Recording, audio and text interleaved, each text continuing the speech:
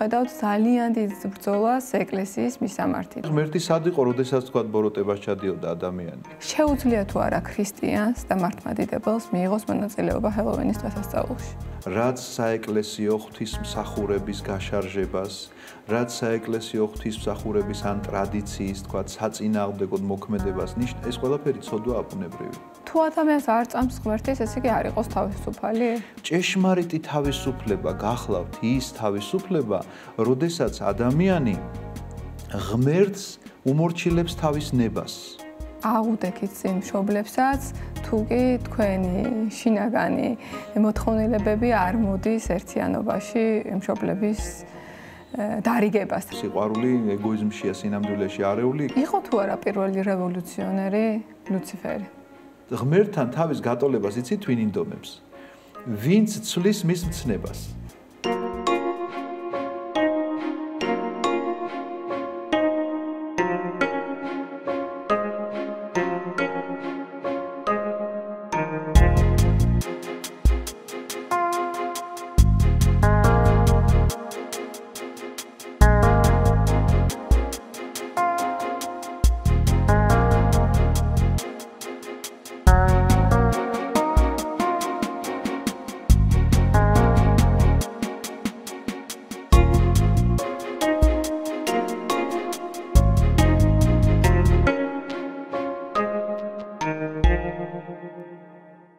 გამარჯობა, ეთერშია გადაცემა 3 წიდან იწყება. მე მისი წამყვანი მარიამ კაპეტავა ვარ. დღევანდელ გადაცემაში ჩვენ გადავწყვიტეთ ვისაუბროთ, როგორია თავისუფლების გაგება თანამედროვე სამყაროში და არის თუ არა ბრძოლა ღმერთთან ეგრეთ წოდებული ნეობოლშევიზმის გამოვლინება. მამა კახაბერ, მოგესალმებით. მოგესალმებით თქვენ და ჩვენ ძვირფას მაყურებელს. დღევანდელი თემა იქიდან გამომდინარე ავიღეთ, მიუყვებით ხოლმე ჩვენ რეალობას და თანამედროვე გამოწვევებს, ამიტომაც ჩვენ რაღაცა დოზით ვისაუბრეთ თავისუფლებაზე წინა გადაცემებში, თუმცა ეს დღევანდელი თავისუფლება, განსაკუთრებით ახალგაზრდების მიერ გაგებული თავისუფლება რაღაც ნაწილის ბუნებრივია და არა მთელი ახალგაზრდობა არ ვეხები და არ მინდა რომ ცუდად გამიგონ ამ შემთხვევაში, მაინც ხდება ხოლმე რომ თავისუფლება არის თითქოს თავაშვებულობა, ესეთი გაგება. ბოლო დროს ხედავთ ძალიან დიდ ბრძოლას ეკლესიის მისამართითაც, აი კონკრეტულად ამ ინსტიტუციის მისამართით და ეს ბუნებრივია მიდის ღმერთთან ბრძოლამდეც. და რასთან გვაქვს საქმე, თუ შეგიძლიათ? მე როგორც ყოველთვის შორიდან დავიწყებ. არა, იმიტომ რომ რაღაცა თითქოს აქ ბევრია სალაპარაკო, შეიძლება ორი სიტყვითაც ითქვას მოჭრილად, მაგრამ უბრალოდ ისტორიას როდესაც ყვები, ამ ისტორიაზე თვალის გადევნება ფაქტიურად სახავს იმ სურათს, რომ რა იყო მოცემულობა და რა არის დღეს და ეს თავისთავად რაღაცნაირად ადამიანი, ჩვენი მიზანიც ეს არის, რომ ადამიანებამდე მივიტანოთ ეს სინამდვილე, სიმართლე, რა სწავლება აქვს ამ შემთხვევაში ეკლესიას, მართლმადიდებლურ სარწმუნოებას. დავიწყოთ ასე, რომ მოდით, როდესაც ადამიანის შექმნის შესახებ ამბობს ღმერთი, პირველ თავშივე წერია, დაბადების წიგნის პირველივე თავში, რომ ვქმნათ ხატად და მსგავსად ჩვენთან. აი რას ნიშნავს ეს ხატება და მსგავსება, რომ რაღაცნაირად გარეგნულად ვართ დამსგავსებული, ან რაღაცა სარკეში ვიხედებით და ასეთივეა ზუსტად ღმერთი, როგორც ჩვენ ვართ, ну რა თქმა უნდა, ეს ახლა ბავშვური გაგებაა. ამას არ გულისხმობს მართლმადიდებლური სწავლება და კიდევ ერთ ფრაზას ვიტყვი და მე გავაგრძელებ, რასაც გულისხმობს და მეორე თავში უკვე ვნახულობთ, რომ ხატად თვისად ქმნა ადამიანი. მსგავსებაზე აღარაფერი აღარ წერია. ანუ დააკლო ეს სიტყვა, რაღაცა ეს ვფიქრობ, რომ განსამარტია და მივალთ აუცილებლად თქვენს დასმულ შეკითხვამდე. ხატება და მსგავსება გულისხმობს მხოლოდ და მხოლოდ ერთ რამეს. ქმნის ისეთივე კეთილს, იმიტომ რომ ღმერთი რასაც ქმნის, აუცილებლად ყველაფერი კეთილია. აბსოლუტურად ყველაფერი სიკეთეა, იმიტომ რომ შეუძლებელია სიკეთისგან რაიმე ბოროტება მომდინარეობდეს. შესაბამისად, ქმნათ ხატად და მსგავსად ჩვენ დანიშნავს იმას, რომ ქმნეს ისეთივე კეთილს, როგორიც არის თვითონ, ოღონდ რამდენსაც დაიტევს ადამიანი, ბუნებრივია, სრულ საღვთო სიკეთეს ვერ დაიტევს და მსგავსად ნიშნავს, რომ ქმნის მას თავისუფალს. აი, როდესაც მეორე თავში წერია, რომ მხოლოდ ხატად და იქ მსგავსება აღარ წერია, სინამდვილეში კი არ გაბათილდა ეს რაღაცა გადაიფიქრა მე მსგავსებაზე შექმნა. არა, მსგავსების პოტენციალი ჩადომაში და ხატება მისცა სრულად, ანუ ის სიკეთე მისცა სრულად, რომელსაც ადამიანის ბუნება დაიტევდა ამ შემთხვევაში და რა არის მსგავსება? ეს არის თავისუფლება. და თავისუფლებაში რას გულისხმობთ ჩვენ ამ შემთხვევაში რომ რატომ აღარ წერია მეორე თავში რაც უკვე აღნიშნეთ, ხაზგასმით ვამბობ.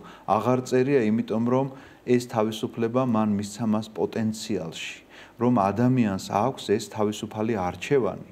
და როგორ განავითარებს ის თავის თავს, ანუ რა მიმართულებით წაიყვანს თავის თავს, აი ამ თავისუფლების შედეგად მოქმედებს.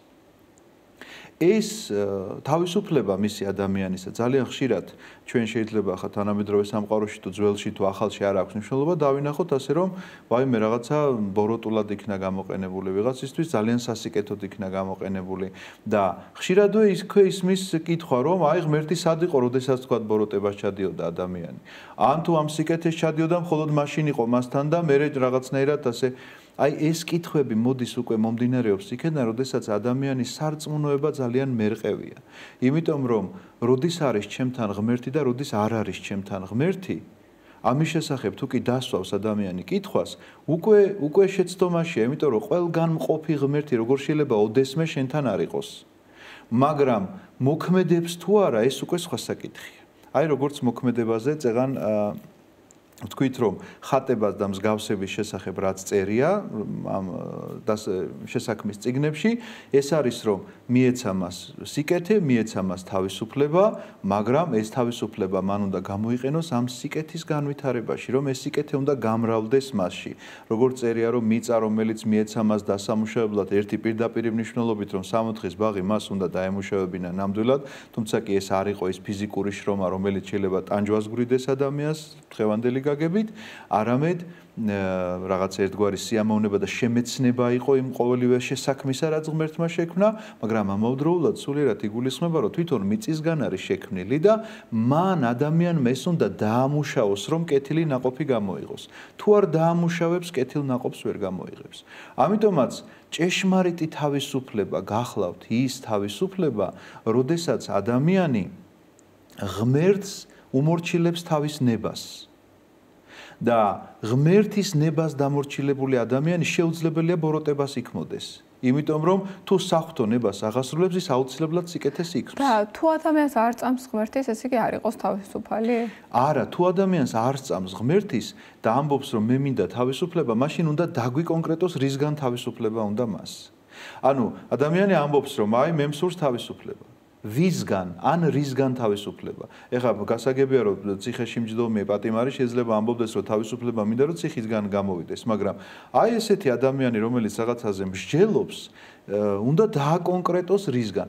საღვთოს ჯულისგან, საღვთო მცნებებისგან, ღმერთთან ურთიერთობისგან, სახარებისეული სწავლებისგან თავისუფლება სურს მას თუ სხვა აი რომელ თავისუფლებაზე გველაპარაკება, იმიტომ რომ როგორც კი ასე წარმოაჩენს ის თავისუფლებას, რომ თავისუფლება არის ის, რომ ვთქვათ მე რასაც მინდა იმას ვიზამ, ეს გამოდის რომ თავისუფლება კი არა აღვირახსნილობაა, რადგანაც შენ გინდა გათავისუფლდე საღვთო შენმა შემოქმედმა, შენმა შემქმნელმა, რაც ვთქვათ გიანდერძა, ამისგან გინდა ყველაფრისგან განთავისუფლდე და აქედან გამომდინარე წეგან რა კითხვაც დავსვირო, არის თუ არა ღმერთი ჩემთან, როგორ გაიქნება ღმერთი შენთან, როდესაც შენ ამ თავისუფლებას იყენებ იმის საპირისპიროდ, რომ გიწერია არა იმრუშო და შენ ამბობ, რომ არა, მე თავისუფლება მინდა ამ ცნებისგან და მრუშობ.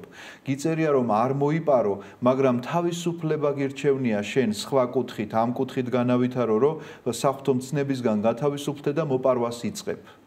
გიწერია რომ არ მოკლა და აი ეს ყველაფერი ამ მიმართულებით არის რომ შენ საკუთარ თავს ითავისუფლებ ადამიანი მცნებებისგან, საღვთო მცნებებისგან, რომელიც მოგეცა და იწყებ საკუთარ სწავლებას, საკუთარ მეცნიერებას, საკუთარ თავისუფლებას და რაც თავარია პასუხისმგებლობას არიღებს საკუთარ თავზე. რას გულისხმობ ამაში მოგახსენებთ? იმ პასუხისმგებლობას, რომელიც საღვთო არის, რომელზეც უკვე გელაპარაკეთ, მას პასუხისმგებლობა ახლავს თავს, იმიტომ რომ ღმერთი იღებს ამ პასუხისმგებლობას. შენ თუ მისი მცნებებისამებრ ცხოვრობ, რა თქმა უნდა, საღვთო განგებულება აღესრულება შენზე და ღმერთი იღებს ამ პასუხისგებლობას შენი გადარჩენისა, შენი ცხონებისა, როდესაც ხედავს შენს აი ამ მოქმედებას და მასთან შეერთების აი ამ აღტყინებულ სურვილს, მაგრამ როგორც კი შენ იწყებ მოქმედებას მის გარეშე, ის სწორედ ამ შენ თავისუფლებაში არ ჩაერევა, არანაირად ძალადობრივად წინ არ გადაგიდგება და არ გეტყვის, რომ ეხლა შენ ამას ხელები ამოგრეხილს გაგაკეთებინებ სიკეთეს, იმიტომ რომ შენ უნდა დაუბრუნდებ თქვათ საღვთო მცნებებს. არავითარ შემთხვევაში ამას არ გააკეთებს, იმიტომ რომ ღმერთი სიყვარულია და სადაც ძალადობა იქ სიყვარულს ადგილი არ აქვს. მე თუ ძალადობრივად გეტყვი რომ უნდა გიყვარდე, ნუ შეიძლება აღიარო ეს სიტყვიერად, მაგრამ შენი გული ხომ სხვაგან იქნება.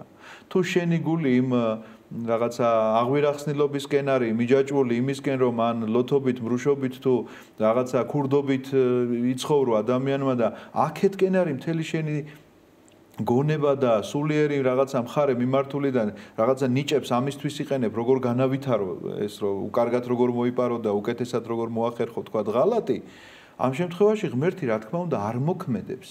იმიტომ რომ ამ შენ თავისუფლებას ის არანაირად არ ზღუდავს, რომ ახლა ძალადობრივად შეგაკავოს შენ ამ ყოველივეში, მაგრამ თუ კი პირიქით მას უმორჩილებ შენს ნებას, როგორც ვამბობთ ჩვენ მამაო ჩვენოში, რომ იყავ ნება შენი, იმას კი არ ნიშნავს, რომ მე თუ არ ვიტყვი ისე არ იქნება ღვთის ნება. ეს იმას ნიშნავს, რომ ჩემი ნება მინდა რომ აბსოლუტურად ემორჩილებოდეს შენს ნებას. ეს არის საღვთისმეტყველო გაგება თავისუფლებისა, რომელსაც პასუხისგებლობა ახლავს, მაგრამ არის ის უპასუხისგებლო, იმიტომ რომ შენ ამას ყველაფერს აკეთებ და პასუხისგებლობას არ ტვირთულობ არავის წინაშე საერთოდ, იმიტომ რომ ამბობ რომ მე და შენ თვითონ ხარ, ესე იგი, ავტორიტეტიც შემქმნელი ამ ყოველივესი, ამ თავისუფალი ნების ესე ურცხვად გამომყენებელი, რომ თითქოს ეს ყველაფერი შენ გეკუთვნოდა და შენ უნდა გაგეკეთებინა, თითქოს ხანდახან ესეც შეიძლება დაიხატოს ეს ყველაფერი. ამიტომაც ძალიან საპასუხისგებლო საკითხი გახლავთ, როდესაც თავისუფლების შესახებ საუბრობენ ადამიანები და რატომ დავიწყემ ეს ყველაფერი შორიდან, იმიტომ რომ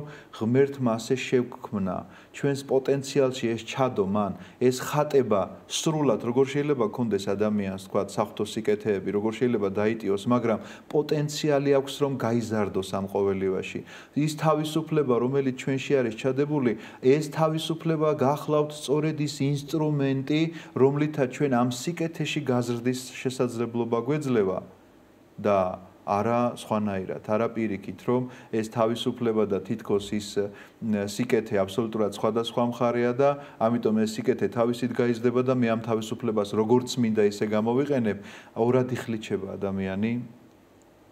სიკეთე ვერ ვითარდება თავისით, თუ არ დაამუშავეს მიწა ისე ნაყოფს არ იძლევა, სწორედ ეს მდგომარეობაა და ხდება უბადრუკი ადამიანი, უბედური, რომელიც ესე იგი მხოლოდ და მხოლოდ საკუთარ ხორციელ მოთხოვნილებებს პასუხობს და სულიერი აღარაფერი რჩება მასში. მე მაკახაბერ გადაცემის დასაწყისში შემთხვევით არ ვახსენე ნეობოლშევიკები, ასე ვთქვათ. აი არის თუ არა თანამედროვე სამყაროში აი ეს შეფუთული თავისუფლებისთვის ბრძოლა გამოცხადებული იმ ღმერთის წინააღმდეგ, რომელიც აი ამ თავისუფლებას გვაძლევს. იგივე მექანიზმით, რაც ხდებოდა სიტყვაზე ბოლშევიკების დროს. და რატომ არის ეს ბრძოლა ასეთი ცხადი? რატომ ებრძვიან ღმერთს ესე და რატომ ებრძვიან ეკლესიას ესე? იმიტომ რომ ჩვენ ვიცით, რომ უამრავი ფული ხარჯება იმაში, რომ ებრძოლონ ეკლესიას. მოდით პირდაპირ ესე ვიტყვი, აღარ მოვერიდები. დიახ, აქ მოსარიდებელი არც არაფერი არ არის, ფული იხარჯება, იმიტომ რომ რაღაცა ინსტიტუტები იქმნება ამის საწინააღმდეგოდ. მათ შორის კომუნისტების დროს რაც ხდებოდა, რომ თქვათ, ათეიზმი როგორც ესე იგი საგანი ესე ისწავლებოდა და ეს აუცილებელი საგანი იყო და ლექტორები ამისთვის გადამზადებას გადიოდნენ, წარმოგიდგენიათ, რომ ესე იგი ადამიანებისთვის ეს დაემტკიცებინათ, რომ ღმერთი არ არსებობს. და მეცაც გეტყვით, რომ ჩვენი ეს საუბრები, ან თუნდაც ლექციები, ან რელიგიური თქვათ რაღაცა კურსები, რომლებიც არსებობს, არსად არ მუშაობს იმ მიმართულებით, რომ ჩვენ დავამტკიცოთ, რომ ღმერთი არსებობს. როგორც კი ამის მტკიცებას იწყებ, რაღაცა ცოტა ისეთ კედელს ეჯახები ადამიანი, რომ გაგიჭირდება ამ კედლის განგრევა, იმიტომ რომ ალოგიკურ რაღაცა თემაზე იწყებს საუბარს, რომ დაამტკიცო ღმერთი არსებობს, ეს იმას ნიშნავს, რომ ჩემი გონების ფარგლებში უნდა დავამტკიცო ეს და როგორც კი ჩემი გონების ფარგლებში შემომყავს ღმერთი, ის ღმერთი აღარ არის. და ესეთი რამ სჭირთ, თქვათ, მაშინდაც ესე სჭირდათ იმ ბოლშევიკებს და ახლაც თქვათ ეს ნეობოლშევიკური გამოვლინებები, იგივე თავისუფლებასთან მიმართებაში, იგივე რელიგიურ საკითხებთან მიმართებაში, თქვათ, სარწმუნოებრივ საკითხებთან მიმართებაში, მათ შორის ტერმინოლოგიის ცვლილებები. ეს გახლავთ სწორედ ის გამოვლინება, რომ რაღაცნაირად მამები პირდაპირ წერენ, რომ ეხლა ეშმაკი რომ პირდაპირ დაენახოს ადამიანს და მან თავისი რეალური სახე აჩვენოს, რომელი ადამიანი შიშისგან შეიძლება გული გაუსკდეს და ის აღარასდროს აღარ გაიხედავს მისკენ, რა თქმა უნდა, მაგრამ სწორედ ეს შეფარული, შეპარული, ნახევრად სიმართლე, ნახევრად რაღაცა მოფერება, თავზე ხელის გადასმა ადამიანისთვის, რომელიც მას ძალიან სიამოვნებს და რომელი ადამიანი გვეგულება ეხლა რომ უარი თქვას რაღაცა კომფორტზე ერჩივნოს, რა ქვია, სიცივეში ყოფნა, ვიდრე სითბოში რაღაცა კარგ სავარძელში ჯდომას. და ამიტომაც დაახლოებით ასეთ რამეს თავაზობს თანამედროვე სამყარო დღევანდელ ადამიანს. შეფუთულს რაღაცა იქ ტერმინების ცვლილება, რომ მაგალითად იგივე თავისუფლებასთან მიმართებაში, თავისუფლება შენ შეგიძლია ესე გაიგო და ამაზე უკვე ბევრი ვილაპარაკეთ, აღარ ვიტყვი არაფერს. სიყვარული შენ შეიძლება ასე გესმოდეს, რომ აი სიყვარული ეგოიზმშია, სინამდვილეში არეული, იქ რაღაც ორ ფაქტს ნამდვილ სიტყვი და მერე ორ ფაქტს ტყუილ სიტყვი და აქ უკვე მე ესე მინდა, მხოლოდ ეს არის. მე ესე მინდა და რაღაც ესე ცენტრი ღმერთი კი აღარ არის, ცენტრი ადამიანი ხდება.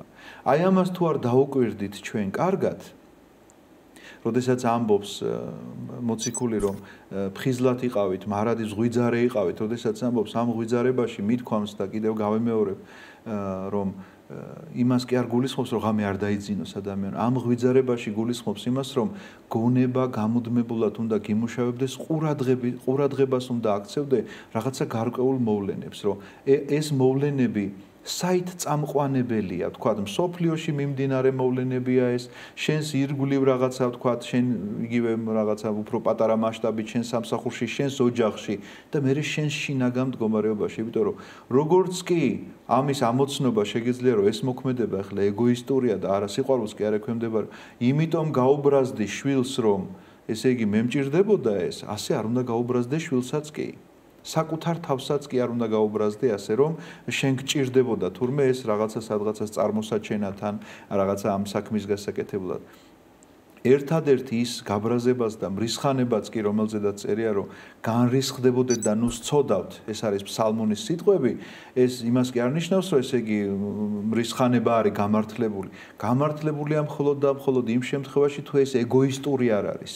და თუ ეს რაღაცა საერთო საქმეს ემსახურება, თუ ეს მრისხანება საკუთარი თავის, საკუთარი ცოდვების მიმართ არის აღძრული და არავითარ შემთხვევაში ვინმე პიროვნების მიმართ, რომ შენში სიძულვილს იწვევს ან გაღიზიანებას იწვევს.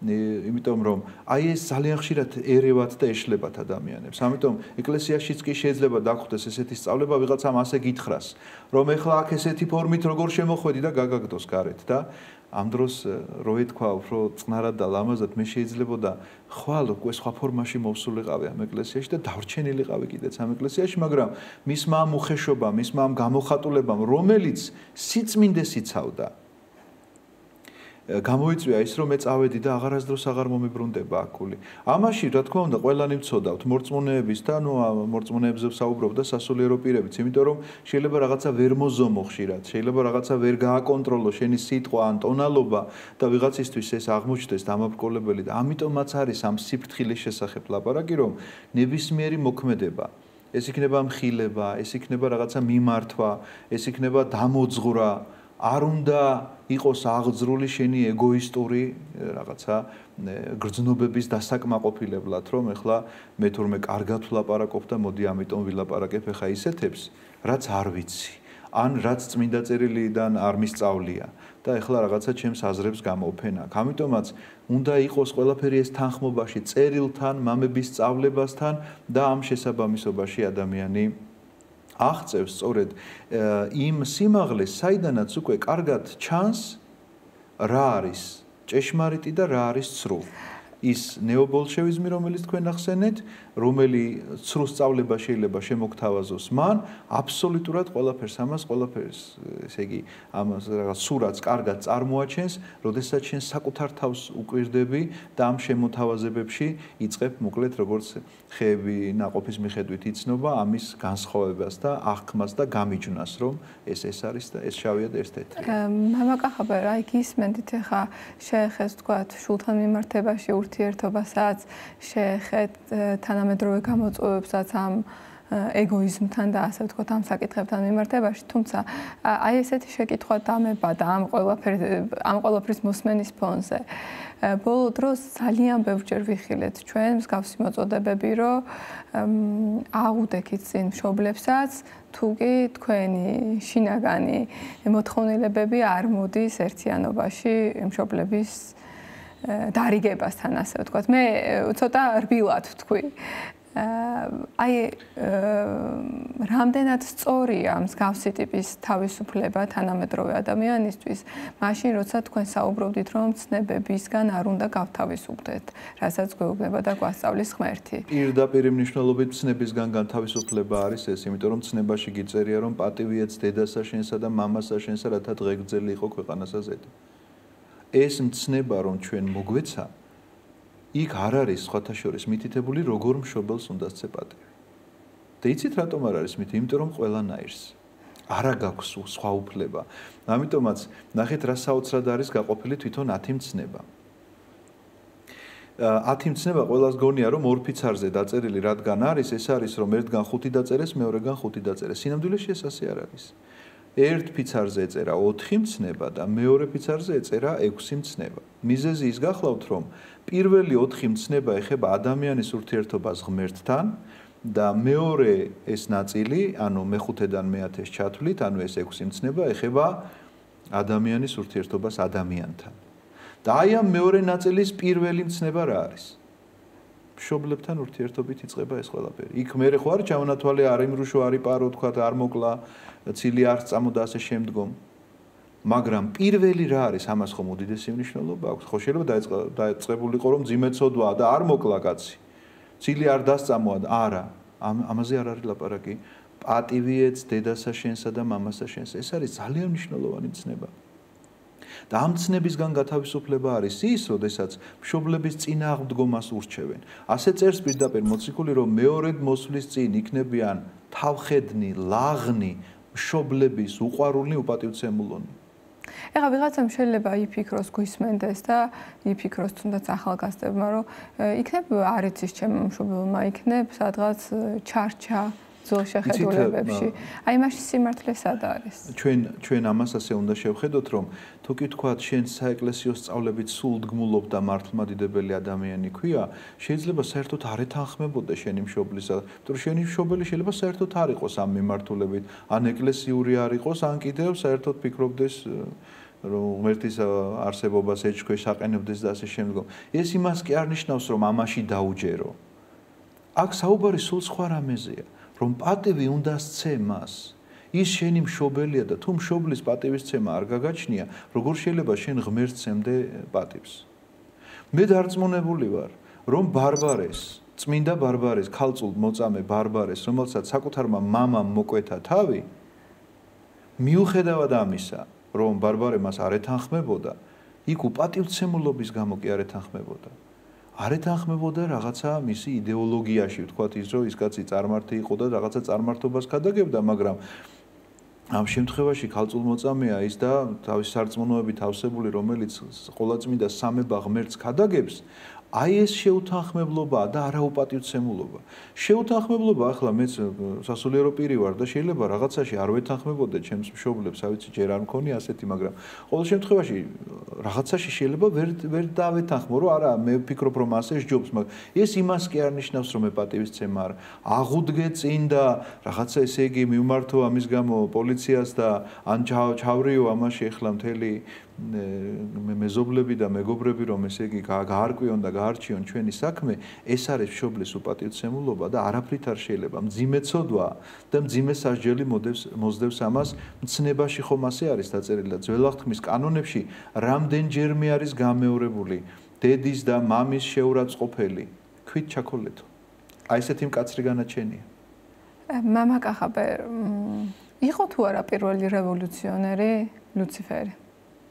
იყო, რა თქმა უნდა. იყო, იმიტომ რომ მან ესე იგი შეიტანა არეულობა შეიძლება ასე ითქვას იმ დასში, იმ ანგელოსთა დასში, რომელ დასსაც თვითონ ეკუთვნოდა და შეიტანა ეს არეულობა ერთი მარტივი მიზეზის გამო.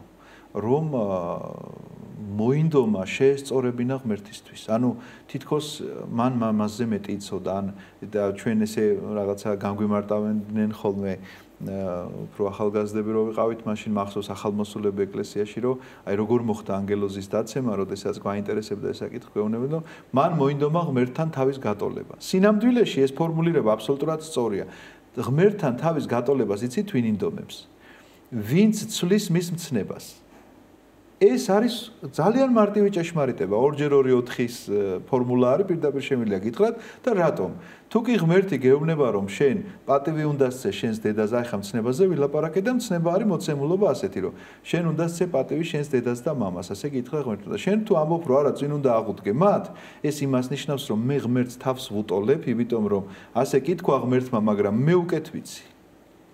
ასე რომ ეს თავის გატოლება იყო ამ შემთხვევაში ის ამპარტავნება, ის ურჩობა, რომელიც მან გამოიჩინა და გამოიჩინა ადამიანთან მიმართებაში. რადგანაც ვერაფრით ვერ დაიტია ანგელოზმა, რომ ქმნილი და შედგენილი ადამიანი, შედგენილობაში გულისხმობ, რომ ის შედგება ხორცისგან და სრულად მსგავსია, ყველაფრით მსგავსია ცხოველთან ხორციელი თვისებებით და შედგება სულისგან, რომელიც სრულად მსგავსია ანგელოსთან, ღმერთთან ამ შემთხვევაში და ანგელოზებთან, ამ შედგენილი ადამიანის თვითონ მარტივი არსება, ესე ცოტა რთული ასახსნელი იყოს შეიძლება გადაცემის პირობებში, მაგრამ ეს ჩვენი დოგმატური ღვთისმეტყველების შედეგად ჩვენ ვართ შედგენილები ადამიანები, ის არის მარტივი არსება, იმიტომ რომ შეუდგენელია, მხოლოდ სული არის ანგელოზი და შედგენილი უფრო ქვემორე და დამდაბლებულია ვიდრე შეუდგენელი, ის უფრო მაღალ საფეხურზე მდგომია, მაგრამ ამ მარტივმა თაყვანისცემა უნდა განახორციელოს ამ შედგენილის მიმართ. და ეს ვერ დაიტია მან ვერაფრით.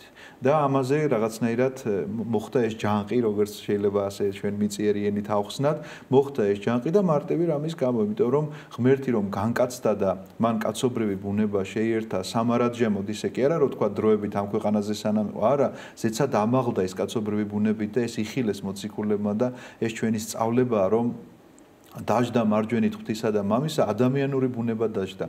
გამოდის რომ თაყვანისცემება ძე ღვთისა, როგორც განკაცებული ღმერთი, ანგელოზთა მიერაც. და ანგელოზთა მიერ მან ეს ვერ დაიტია, რომ როგორ შეიძლებოდა კაცებასთან, ესე იგი თაყვანისცემა განეხორციელებია უფრო უზემოეს, უფრო მაღალ საფეხურზე მდგომს. შესაბამისად, მისი ეს მოქმედება ბუნებრივია, თანამედროვე, ესე იგი ენით შეიძლება გამოითქვას ესე როგორც ჯანყი, როგორც რევოლუცია, როგორც გატოლება ღმერთისადმი, რომ თითქოს მან უკეთ იცის ეს და რაღაცნაირად ვერ მიმღებლობა ამისა, ეს ამპარტავნება გახდათ მისი დაცემის მიზეზი. და არ შემილია, არ შევეხო გადაცემის ბოლოსკენ ჰელოუინის დღესასწაულს, რომელიც სულ ახლახანს აღინიშნა ჩვენს ქვეყანაში ისევ აქტიურად, ძალიან ბევრი სკოლა აღნიშნავს ამ დღეს და აი არ მოვერიდები და პირდაპირ ესე ვიკითხავ. შეუძლია თუ არა ქრისტიანს და მართლმადიდებელს მიიღოს მონაწილეობა ჰელოუინის დღესასწაულში? იცით მე არ ვიცი. ამასაც იმ კონტექსტში ვკითხულობ მამა კახაბე, რომ თემიდან გამომდინარე, თანამედროვე სამყაროში თავისუფალი ნება გვაქვს ადამიანებს და რატომაც არა ეს არის დღესასწაული, კოსტიუმირებული დღესასწაული და რატომ არ მივიღოთ მონაწილეობა? დიახ, უბრალოდ მე ყოველთვის ასე ვურჩევ, ასე ვეუბნები ხოლმე ადამიანს, სანამ ვეტყვი რომ რაღაცა ან შეიძლება, ან არ შეიძლება, ყოველთვის ასე ვურჩევ რომ წაიკითხონ უნდა ისტორია. რაღაცა ხო მე ხო არ გამომიგონია ეს ჰელოვინი და ან აგრძალვა მასზე რაღაცნაირად მე ხო არ მომიწოდებია ჯერ სანამ ვიტყვი ახლა ბოლომდე ჩემს სათქმელს მე არ ვიცი ჩვენ დრო როგორ აგვაქვს ამ გადაცემისა მაგრამ შევეცდები მოკლედ ჩამოვაყალიბო რატომ არის საჭირო და აუცილებელი ისტორიის წაკითხვის იმიტომ რომ შენ დაინახო ეს რეალობა საიდან მოვიდა ეს შენამდე და როგორ იქნა რაღაცა აი წეგან ვამბობდით რომ ტერმინოლოგიის გადაკეთება ხდება რაღაცა და მათ შორის საღვთისმეტყველო ტერმინოლოგია რომ დაკნინდეს ას რაღაცა თანამედროვე სამყაროში ისე შეიძლება გამოიყენონ ეს სიტყვები რომ ეხლა დღეს ვერც კი მიხვდე რომ ერთ დროს ამითი განიმარტებოდა დოგმატური საღვთისმეტყველო რაღაც საკითხები.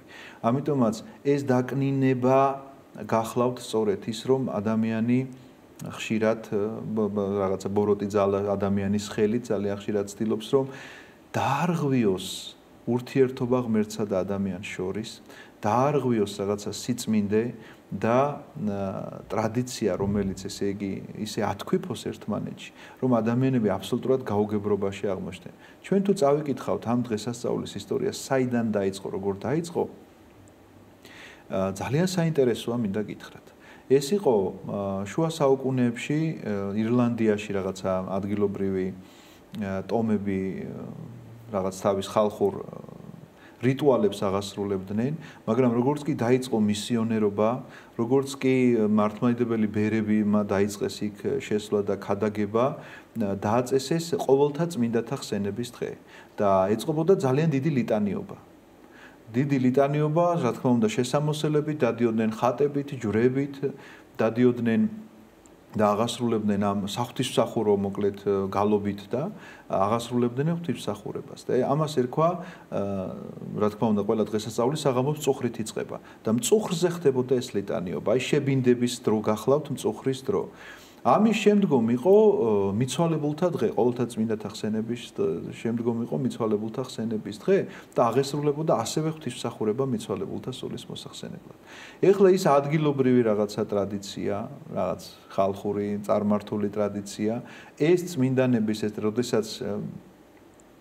როდესაც მადლის გარეშე აღმოჩნდნენ შეიძლება ითქვას ადამიანები, რომლებმაც აი ასეთი რამ ჩვენთანაც მოხდა, მინდა გითხრათ, როდესაც კომუნისტების დროს მღვდლის გარეშე დარჩნენ რაღაცა გარკვეული სოფლები, რაღაცა მთაში, თემები, იქ გამოაჩინეს ადამიანები, რომლებმაც დაიწყეს ესე მოქმედება, რომ იქ ვიღაცა ხვარს კლავს, იქ ვიღაცა რაღაც მოკლედ ლოცვას ამბობს, მაგრამ სამღვდელო მსახურებას ხო ვერ ემსახურება ეს და არც წარმართული არ არის შეიძლება ითქვას, იმიტომ რომ თქვათ მღვდლისგან ახსოვდა მას თქვათ ვიღაცას რომ როგორ უნდა გადაეხადათ პარაკლისი ან როგორ შეესწრო, მაგრამ თვითონ რადგანაც უფლებამოსილი არ არის და ხელდასხმული არ არის, რაღაცა თავისებურად შეცვალა. იმის მასშტაბმა კიდე ცოტა ცვლილებები შეიტანა. შეიძლება დღეს მივიღეთ ისეთი გამოხატულება წარმართული რაღაცა მსახურებისა, რომ აი გული გაგისხდეს, შეგეშინდეს რა ხდება. დაახლოებით ასეთ მოვლენასთან გვაქვს ჩვენ საქმე, როდესაც ეს ყველაფერი ხდებოდა ძალიან ლამაზად და კარგად, როდესაც ამაში შეერია მერე ის ადგილობრივი, აი მადლი როგორც კი მოშორდა და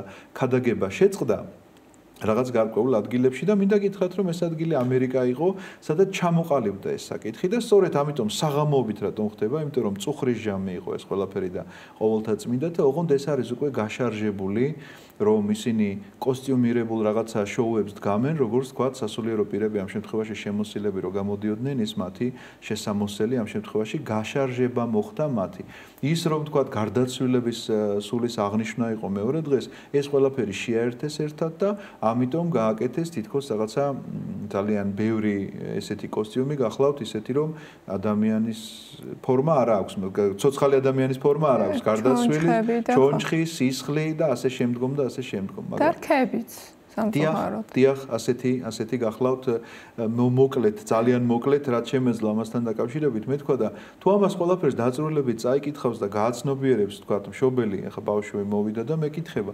მე შემიძლია უკვე ავუხსნა ჩემს შვილს, რატომ არ შეიძლება ამაში მონაწილეობა, მაგრამ ძალიან კარგად თქვა ერთმა ჩვენმა მოძღვარმა ამ თემასთან დაკავშირებით ქადაგებდა, რომ მე უბრალოდ კითხვავსვაო, სანამ ჰელოვინს აგიხსნითო რა არისო, კითხვავსვაო 400 წლის თავი მქონდა ქეთევან წამებულისოდა, რამდენმა სკოლამ აღნიშნეთო, აი რამდენმა ჩაატარეთ რაღაცა ღონისძიება, 900 წლის თავი მქონდა დავით აღმაშენებლისგანო, რომელმა აღნიშნა, რაღაცა როგორ გააკეთეთ, იქნებაო ეს გვაჩვენოთო, ეს ტელევიზიაშიც გავუშვათო, ხო გადაღებული გექნებათო, ბავშვები თუ იყვნენ ამაში ჩართულები, მასწავლებლები თუ იყვნენ ჩართულები, კიდევ უფრო ძალიან დიდი და მნიშვნელოვანი თარიღი გველოდება წინ.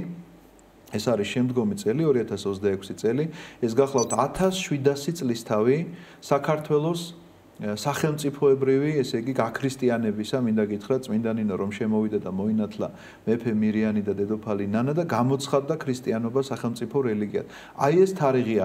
ამისთვის თუ ემზადებიან სკოლები, რომ გააკეთონ რაღაცა ღონისძიება, თუნდაც ადგილობრივი, ნუ იქნება მასშტაბური, თუ ემზადება რომელიმე პედაგოგი, რომ თავის სადამრიგებლო კლასში შევიდეს და მოყვეს ამ ისტორიის შესახებ, რომ ამ ბავშვებს დაანახოს რა წლები, რა ისტორია გამოვიარეთ, რომ აქამდე მოვსულიყავით, ან როგორ მოვედით, ან როგორ მოვაღწიეთ, როგორი კულტურული მემკვიდრეობა გვაქვს, აი ეს იდენტობა, შეიძლება ესე ითქვას, თვითმყოფადობა ქართული რამ შეგვინარჩუნა, ამის შესახებ საუბრები ჩატარდა თუ არ ჩატარდა, იმიტომ რომ ეს სადღაც მე-17 საუკუნეში შემოსული ამერიკაში ჩამოყალიბებული ეს ტრადიცია თუ გადმოვიღეთ და მივიღეთ, ეს 17 საუკუნოვანი ამბავი რატომ არ უნდა იყოს უფრო აქტუალური ვიდრე ჰელოუინი. ამიტომ ამ მიმართულებით რომ იმუშაოს სკოლამ, მშობელმა და ეკლესია უნებრივია ახლა მუშაობს და ძალიან დიდი მზადება ამ წლის თავისთვის მინდა გითხრათ მათ შორის სამეცნიერო სიმპოზიუმები და სხვა უამრავი აქტივობა მზადდება ამ თემასთან მიმართებით. მინდა გითხრათ რომ უფრო მნიშვნელოვანია ვიდრე ის რომ რაღაც თემა რომელზედაც ვამბობთ რომ კაი რა მოხდა მე უწყინარი არ არის უწყინარი იმიტომ რომ საეკლესიო ტრადიციის საწინააღმდეგოდ გაკეთებული აი ზუსტად ამიტომ დავსვე შეკითხვა რომ ხშირად ჩემს ირგვლივ მყოფებსაც და აქტიურად აღნიშნავენ ის ადამიანები ვინც ეკლესიაშიც დადიან მასიარებლებიც არიან თუნდაც შვილებს უშვებენ ამ დღეს სკოლაში და კოსტიუმირებულად და მეუბნებიან კარგი რა მოხდა ეხა შენ ჩააცვი კეთილი კოსტიუმი ასე ვთქვათ ბჭყალებს ვთქვათ პრინცესის ან რაღაცა გმირის რომელიმესი და რა მოხდა მიიღოს მონაწილეობა არ დაწყვეტო გული და ალბათ თვითონ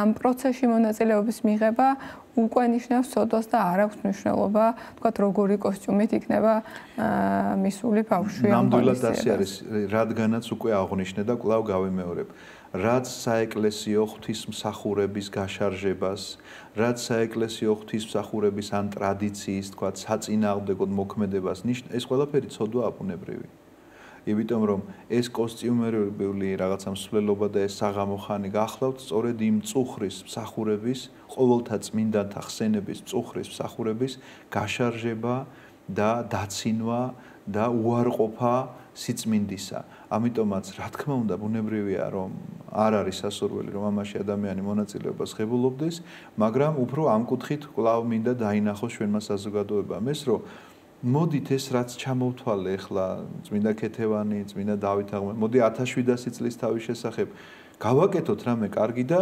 მე იქნება ამ ჰელოუინზეც ვილაპარაკოთ ისე რომ რაღაცა ისე მოვარგოთ ამ ქართულ სინამდვილეს თუ მაინც ეს გვინდა რომ გავაკეთოთ რაღაცა რომ ცოდვაში არ ჩავდგათ მაინც ფეხი და რაღაცნაირად ბავშვებს სხვანაირად მივცეთ გართობის საშუალება და ბოლოს მინდა დავასრულო თქვენ ახსენეთ ამერიკა სადაც გაუკუღმართა თქვათ ეს წესი და მე ძალიან ბევრი მოქცეული ქრისტიანის ასე ვთქვათ ვინც მანამდე არ იყო ქრისტიანი და შემდეგ გახდა ქრისტიანი ვნახე ინტერვიუები სადაც საუბრობენ ჰელოუინზე და საუბრობენ იმ მსხვერპლშეწირვაზე რაც ამ დღეს ხდება ხოლმე და კონკრეტულად ამერიკაში და მოდით ყველამ ერთად ვისურვოთ რომ მართლაც თქვენ რაც ახსენეთ იმ ფასეულობებზე და ღირებულებებზე მოხდეს ყურადღების გამახვილება ჩვენს ქვეყანაში სადაც 100,000 მოწამე ყავს მართლაც და არ დავთმეთ ღმერთი არაფრის ფასად და ხატებს არ დავაბიჭეთ ფეხი და ღმერთმა ინებოს რომ ამას ცემდნენ თაყვანს ჩვენი შვილები და არ უნდოდეთ გამოძახება ავი და ბოროტის სულების. დიახ, ამავდროულად კიდევ ერთ ორ წუთს თუ არ წაგართმევთ დიდ დროს ვიტყვი რომ რაღაცა გავრცელდა ეს ვიდეოები აღნიშნული ჰელოუინიდან ადამიანები რომლებიც გამოდიან რაღაცებს ამბობენ, ნუ გაუყუღმართებულ რაღაცა ტექსტებს ამბობენ, მათ შორის შეურაცხყოფას აყენებენ რაღაცა გარკვეულ საეკლესიო სიწმინდეს, გაუმარჯოს თქვა ჰელოუინს ამბობენ და საწინააღმდეგოს ამბობენ ეკლესიის მიმართ.